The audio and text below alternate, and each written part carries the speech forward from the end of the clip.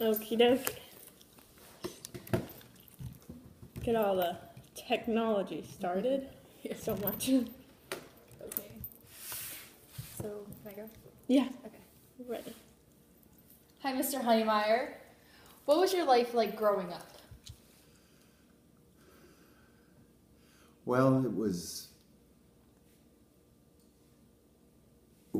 I lived in Cincinnati. I was born in Cincinnati and lived in Cincinnati, except for a few years when we moved to Mississippi. But I would say it was a normal growing up for that time and circumstances. It was a hard time in the sense that it was the Depression. Well, the part that I think of it when I was in high school and college. But it didn't seem to bother the children any. We survived. So, but other than that, why we had a big family. My mother's brothers and sisters and their children. So I had cousins and that were my age, and so it was one big family. That's what I would say. Yeah. Where did you go to college? I went to Xavier University, which is in Cincinnati. And, What was your major? I had a dual major. One was in finance and, well, I guess you'd call it accounting and finance. So, What caused you to join the military? I'm sorry? What caused you to join the military? I guess it was an easy thing to do. At the university, in the university I went to, Xavier University, all students had to join ROTC their freshman and sophomore years. And then at the end of or as you got to the end of your sophomore year, you could apply for further training for senior ROTC. And my college class was very small. There were 41 in the graduating class. And I guess about a quarter or a third of the class did apply for continued. What does ROTC mean? Reserve Officers Training Corps. Oh, okay, thank you. And I don't know, at that time, that would have been 1939, early 39, when you had to make your decision. And we were not at war. The world wasn't at war. I do remember it was in September of 1939 that Germany and France and England went to war. And I do remember saying, boy, I'm glad I joined the ROTC. Anyway. What was it like to be sent overseas? Well, it was a challenge in a sense. It was something new, something different. Had never been overseas in private life. And it was an adventure. That's what we sort of looked like. It was a challenge, so to speak. Well, it's something new, what's going on.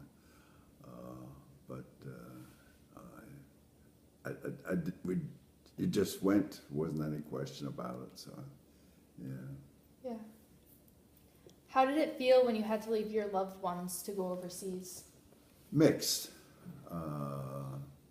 I was married at the time. I've only been married a year or so.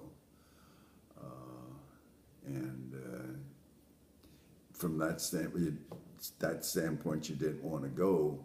But on the other hand, you said, well, this is exciting. This is an adventure. And so, we know we're going, you know that you're going to go, so let's get it over with. Yeah. So you volunteered to go into the military? You weren't enlisted or anything or drafted? No, in a sense, I did volunteer. But on the other hand, if I hadn't volunteered, I would have been drafted. Yeah. And heaven knows what when you were drafted, you would end up in the infantry or something hard like that. So Yeah. Yeah. Can you describe for us an average day in training? I really didn't have any military. Oh, I shouldn't say didn't have. I didn't have military training. The training I had was when you were in the ROTC program and the advanced program that it was. You had to go to camp one summer between your junior and senior year. So that was what you might call the training I had in the Army. And you led the unit or the branch of service I was in at that point was the field artillery. And so you would go out, you'd have what I would say a normal day, start off with some exercise or something like some combined exercise. And a few times during the year, you did shoot the guns, the cannons, as you would think of them. And you learned how to fix the targets and see what correct for. You would shoot and you see where your shell landed and where your target was, and then you had to adjust for that. So that was the other thing, because we were a motorized unit. In other words, you had trucks to pull the. We got instructions in maintaining motor vehicles, basic maintenance of motor vehicles. But other than that, that was the training. Yeah. How did you stay in touch with your family? Mail. I see you have a piece of Yeah, email that's so here, cool. Yeah. which we did not prefer, but that would I say we, but I would be writing and my wife would be writing to me, and normally we would use regular mail, but an emergency, you might say, we would use V-mail, but it's very impersonal versus a regular letter. How often did you stay in touch with each other? Oh, through mail, you might say daily, but there were no telephones. You didn't have any telephone contact or anything like that. But by mail, you wrote, and you really look forward to getting mail. That was, and if the day went by and there was no mail, oh, this is an awful day. Explain to us what you did in the military, like an average day for you. Well, the best way I could describe what I did was I was a troubleshooter. I was stationed both in the United States and abroad at a port of embarkation, and troops that were like from the United States were being sent over to Europe. And when they got to the port, even though they'd been in training, very often when they got to the port of embarkation, they would be short some piece of equipment. And so our job, I say my job because there was an organization, my job was to get that piece of equipment for them before they went overseas. And so whatever it was that you might say that the organization needed, that's what you did, and you built up a group of contacts because. Well, one of the questions in there is about the people that I've forgotten what the word was, or about who the most impressive people. Yeah, the most influential person. And there were two people that I would answer that question. One was, and this is just an example of what I did. Was a colonel, Burnt Balkan, and he was a Arctic explorer. As a matter of fact, he was the first man to pilot a plane over the South Pole. He was Norwegian, had been in the Norwegian Air Force and fought with the Finns in that war against Russia, and then had joined the American Air Force. He had dual citizenship, but anyway, he had a responsibility for this at this point in time, which was just one point, you might say, to establish weather stations up in Greenland. And so he came to the port of embarkation, and one of the things that he wanted was a sextant. You know what a sextant used? Sailors use sextants to figure out where they are in the ocean. Oh, okay. You don't have maps out there. And he was going up to Greenland, which was not mapped. There was no inhabitants of it. Well, the Air Force, or it was the Army, they don't have sextants. They don't need sextants. They got maps. The Navy has sextants, but the Navy wouldn't give him or us a sextant. So he and I was in New York, of course, went around the pawn shops in lower Manhattan and found a sextant, bought the sextant. But that was just was an example of the kind of things that I would do. Yeah, I notice you have this picture of. Yeah, I like that picture. It's really cool. This was a airplane that was going overseas, and it had to. They were put on the decks of freighters, and you had, because they would get salt spray, they had to be processed, and then they had to be carefully mounted on some kind of thing to make sure that they wouldn't roll around. Yeah. And one of the jobs I had would be to inspect those planes on the ship, to be sure that they had been loaded properly, were secured properly before they sailed. That's cool. It's really Yeah. cool. You want to say it? Mr. Hoenemeyer, who was the most influential or most memorable person you met? Well, there were two, as I said, and one was Burnt Balkan. The other was I served with Hank Plitt, and he was a paratrooper, and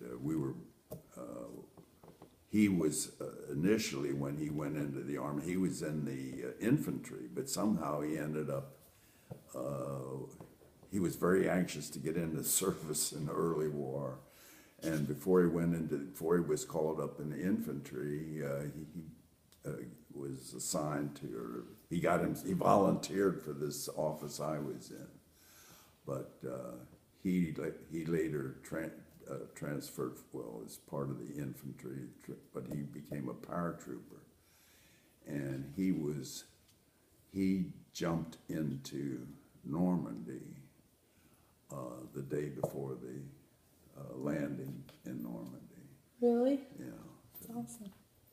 Pretty cool. What's the infantry? I'm sorry? What's the infantry where your friend was originally before he became a paratrooper? I'm sorry? The infantry? Infantry. Thank you. Oh, the infantry. Yeah. Oh, I'm sorry. No, it's fine. Yeah. What was your question? What is it? What? Oh, the infantry, the foot soldiers. Those are the ones that we always going to say do the real fighting, but that's not true. There's all kinds of people that do the fighting, but they're the ones you see going over the top, as they say. And my brother was in the infantry. He was a sergeant in the infantry. Can you describe to us your happiest moment while serving? Yeah. When we heard that the war in Japan was over, which meant we were going home eventually. So that was happy. That was happy. Yeah. Where were you when that happened? I was in. I know.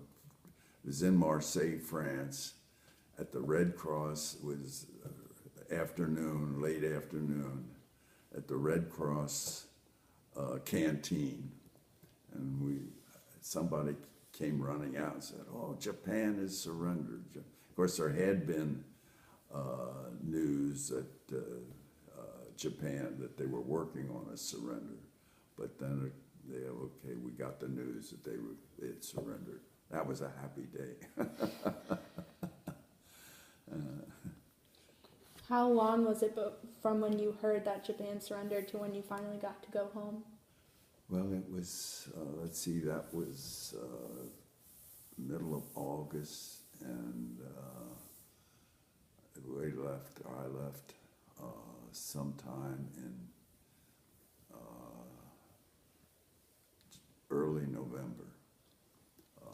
There was a shortage of ships.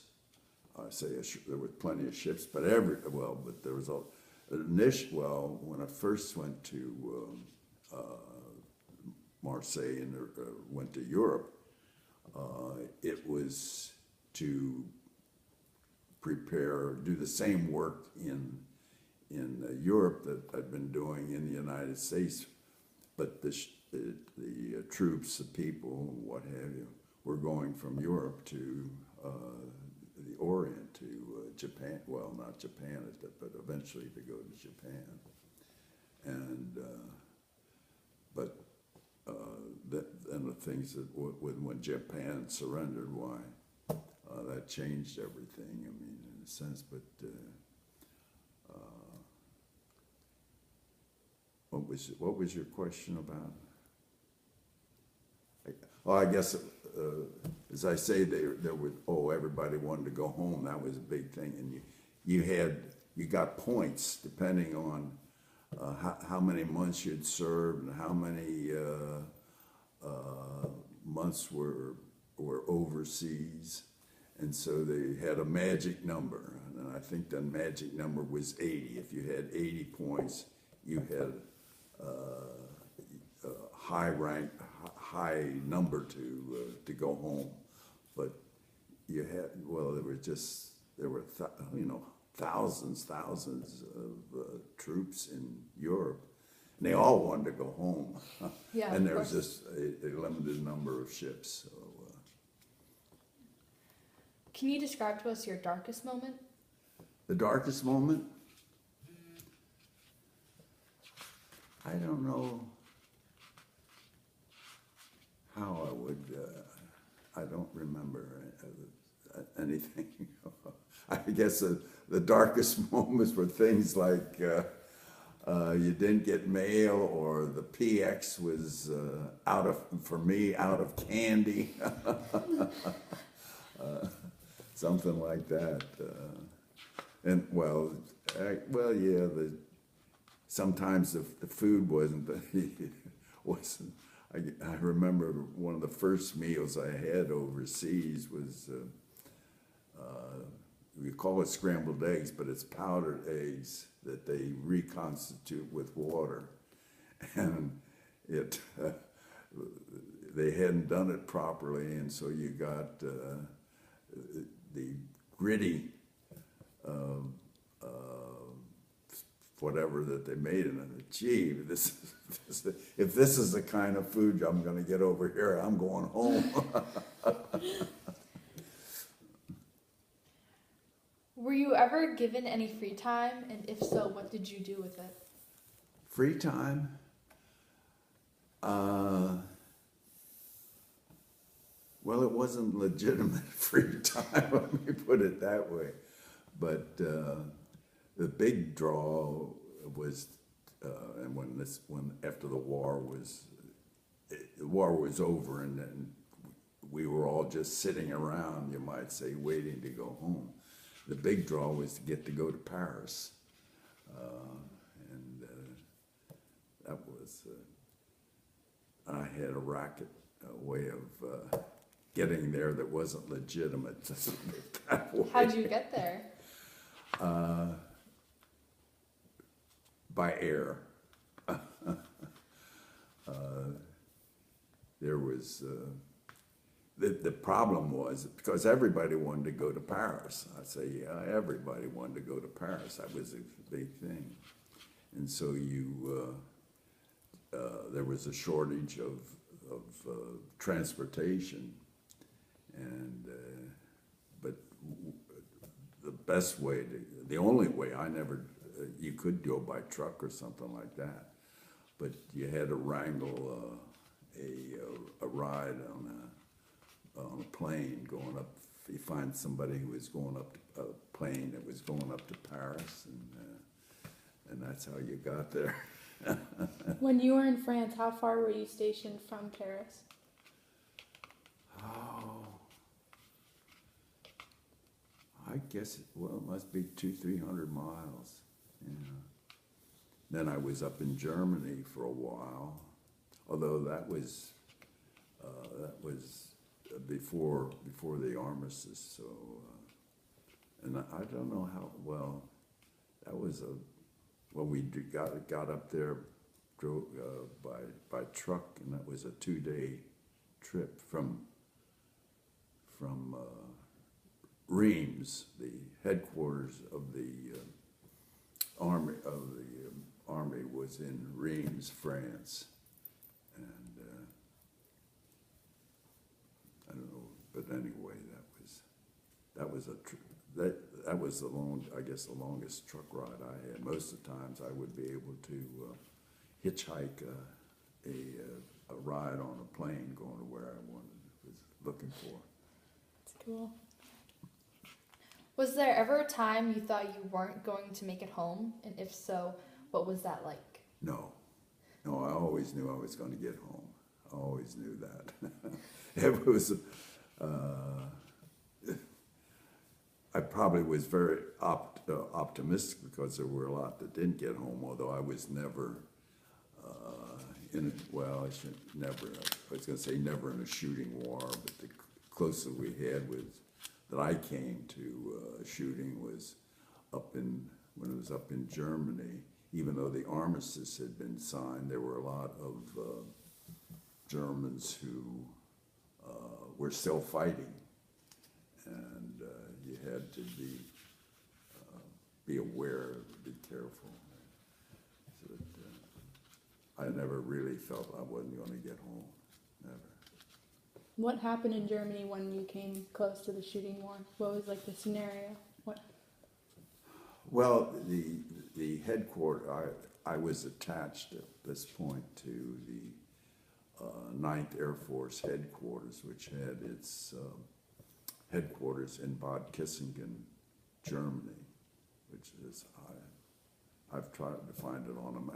It was a well-known place. It had been a resort, and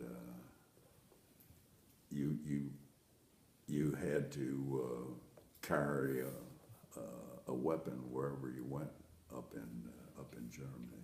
So, because there were still even some of the civilians were still fighting the war, even though the war was over. They were still, but there were also military who were hiding, or I say hiding, in the forests, and they were shooting at American GIs wherever they went. Explain to us your biggest obstacle you had to overcome while serving. Biggest obstacle to overcome, what was that? You had to overcome. Number 14. In the what? While you were serving overseas, was there ever some situation where... Oh, yeah. Well, I guess I remember. Regulations. Everything in the service, there's a way you have to do, you're supposed to do things. You're supposed to do this, and then that goes here. And so you wanted to do, for instance, you wanted to get some equipment for people. Well, it's supposed to go through channels. Well, if it went through channels, it would take you forever to get it. So one of the things you built up was contacts. And so you, instead of going through channel, why you'd call Joe, hey Joe, this is Frank. Remember I helped you get so-and-so? Well, I need this now. So the obstacles was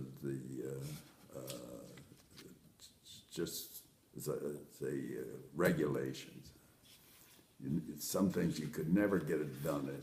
Some things that you could get done in an hour would take weeks to get it done if you went through channels. How did the cultures differ from place to place? Well, I don't know whether it was so much a culture. I just think of the Germans. For the most part, the Germans were antagonistic, although, of course, the children they didn't know war, and I remember if you would you traveled those places traveled by truck, and if you stopped on a road to have lunch or something like that, you'd be out in the wilderness, and all of a sudden there'd be 4 or 5 young kids that come around because they knew that the GIs had candy. So they were friendly. But you felt, I would say, generally speaking, you felt that they were antagonistic. On the other hand, the French, they just sort of ignored you. I mean, it was, okay, you do what you want. I'm going to continue doing what I've always done, and we'll help you if you need help, if you ask for it. But they would not go. My recollection is they would not go out of their way to say, "Oh, is there something I can do for you?" Now that's being very general, because there were individuals that would do, come up and say, "I help you find something or other." But other than that, that's about the way I would describe the difference between them. Okay. Out of all the places you served, which was your favorite and why? What was that? Where I served, what was the favorite?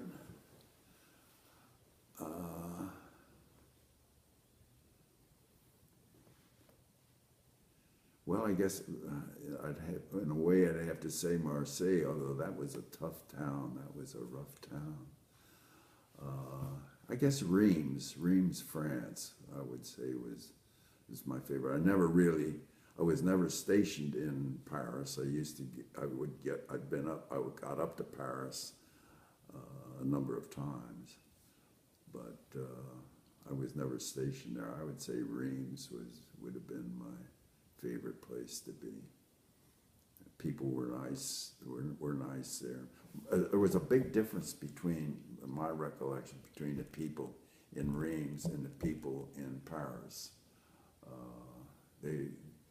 The Parisians, well, you take care of they didn't ignore you, but they didn't go out of their way. They wouldn't stop you and say, is there something I can do for you? Whereas up in Reims, you would find that you're lost. Can I show you? Can I take you someplace? And that would be the thing that I would say.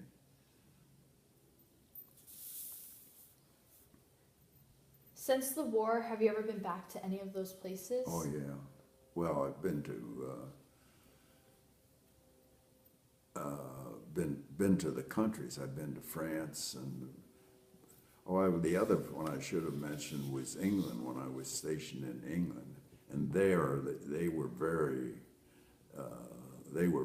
English people were very helpful. They really went out of their way to help you, and they had all kinds of. They would give you tickets to the theater and invite you to their home. But anyway, that was all that you felt really in England, and they were very, very free. So what was the question again? Since the war, have you been back to any of those places? Yeah, I've been back. Well, I don't think I went to. I know I've been to Germany, but didn't get to Bad Kissingen. Been to France a number of times. I don't think that I ever got back to Marseille. Been to London a number of times. That's good. How did it feel to finally arrive home? I'm sorry? When you came back to Yeah. the States, how did it feel? Great. I'm home. I'm have a somewhat normal life, although you did have, or I did have, some reservation. Well, now what am I going to do? I went from college to the Army, and the Army decided where I was going and what I was going to eat and everything else. And now I had to make decisions, and of course, and I was married at the time, so we have to make some decisions what we're going to do here now. But that was it. Yeah. Keeping in mind all of your experiences, what do you think a hero is? I thought a lot about that question. And the usual definition is, I would say, most people would say, well, someone who put their life in danger to save someone else. But I think there are heroes that you see every day, in every way. And I think people who have a physical disability and they don't give up. They keep, whatever it is, they walk, they hold down jobs, and that's a hero. I think of parents who, I think of my own growing up when I grew up, as I said earlier, in the Depression, and there was no government aid for people. And my father, his business, he had gone bankrupt or lost anything, and all the different jobs that he held, and he went from one thing to another just to, as they say, put food on the table. And I think that's a hero. And I think of my wife in the last few years of her life. She had triple bypass heart surgery, she had knee replacement, and then she had leukemia. And it never slowed her down. And she lived life, she didn't just go in a corner and say, oh, woe is me. And I think that's a hero. So you see heroes every day, you just don't recognize them. As a World War II veteran, how do you feel about what is currently going on in the Middle East? Well, I feel that the only way we're going to solve ISIS and ISIL, whichever way you want to pronounce it, is to put troops on the ground in a meaningful number. This putting a few hundred here and a few thousand here. I'd put 10,000. I think you really have got to go to war against the bad Muslims. The other thing that I will worry about is how do you deal with Russia? And that's to me, that's a trickier problem. I don't think you certainly don't solve it with an army. And so, but if you got to stop. I say you got to stop Russia. It's like it was with World War II, when the Germans first marched into Austria. Oh, that's bad, but we won't do it. They're going to be good. We'll live with that. And then they go into Poland. Well, that's bad, you know. And that's the way with the Russians. They go into the Ukraine. They took over Crimea, and then they go into Ukraine, and now they're up in Syria. And how do you stop them? I don't know about that, but somehow, if you don't stop them, they'll just keep going and going and going. Great. And last question. Would you do it all over again? Why or why not? Well, I didn't have a choice. But I think, yeah, I learned a lot from it. I mean, like I said originally, I guess at one point there, how you learn to live with rules and regulations, and you learned, okay, you can't do it this way, but can we do it this way? And that was true in business as well. You dealt with government regulations, federal regulations, state regulations, and then, well, you can't do this. Well, okay, you can't do this, but how about if we do it this way? Oh, that's all right. So that's one of the lessons I've learned from being in the military. Is you don't just throw up your hands and say, oh, there's no way of doing this. And we'll find a way. That's awesome. Thank you so much. Yeah, thank you so much for interviewing with us. It was really interesting learning about your story and everything. As I said earlier, I thought, this is a class in civics, is it? Yep. Yes. Well, these are very good questions. They've caused me to think a lot. So Thank you. Thank you. very good. We both put a lot of time into them.